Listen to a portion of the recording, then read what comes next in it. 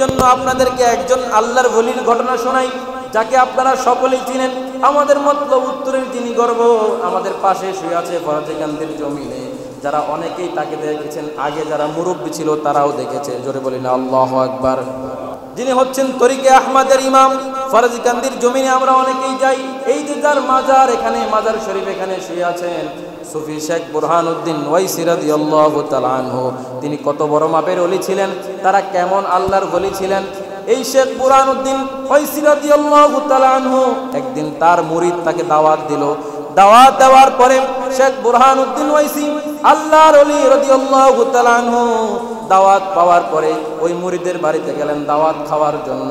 দাওয়াত খাওয়ার জন্য যখন গেলেন, দোয়া পড়লেন, মিলাদ পড়লেন, সব কিছু আদায় করার পরে, মুনাজাত শেষ করার পরে আল্লাহর ওলির সামনে যখন খাবার দেওয়া হলো, কিন্তু আল্লাহর ওলি বুরহানুদ্দিন ওয়াইসি রাদিয়াল্লাহু তাআলা আনহু যখন হাতের মধ্যে খাবার নিয়ে মুখের মধ্যে দিবেন, তার হাত থেকে খাবারটা সঙ্গে সঙ্গে পড়ে গেল। জোরে বলি না আল্লাহু আকবার। দাওয়াত তার মুরিদকে ডাক দিল, বলল, বাবা তুমি যে আমার সামনে যে এই খাবার দিয়েছো, মুরগির গোশত রান্না করে দিয়েছো, এই খাবার তো আমার মুখের মধ্যে যাচ্ছে না, এই খাবার আমি মুখের মধ্যে নিতে পারছি না, তার কারণ কি?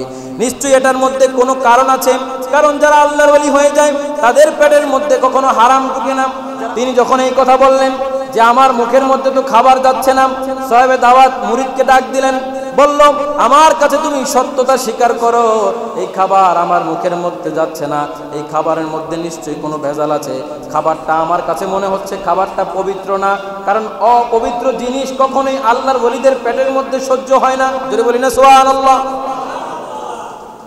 অপবিত্র জিনিস কখনোই আল্লাহর ওলির পেটের মধ্যে কি হয় না, সহ্য হয় না। তখন এই মুরিদ বলতেছে, আমার স্ত্রী আজকে মুরগি জবাই করেছে, মুরগি জবাই করার কারণে, আমার স্ত্রী মুরগি জবাই করার কারণে মুরগিটা অপবিত্র হয়ে গেছে। ফরজ গোসল ফরজ থাকার পরেও আমরা গোসল করি নাই, নাপাক অবস্থায়, অপবিত্র অবস্থায় আমার স্ত্রী এই মুরগি জবাই করেছে।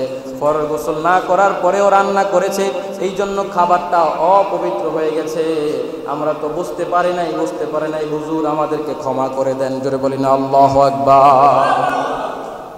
কত বড় মাপের ওলি ছিলেন, তাদের পেটের মধ্যে হারাম খাবার কখনোই ঢুকে নাই। জোরে বলি না আল্লাহু আকবার।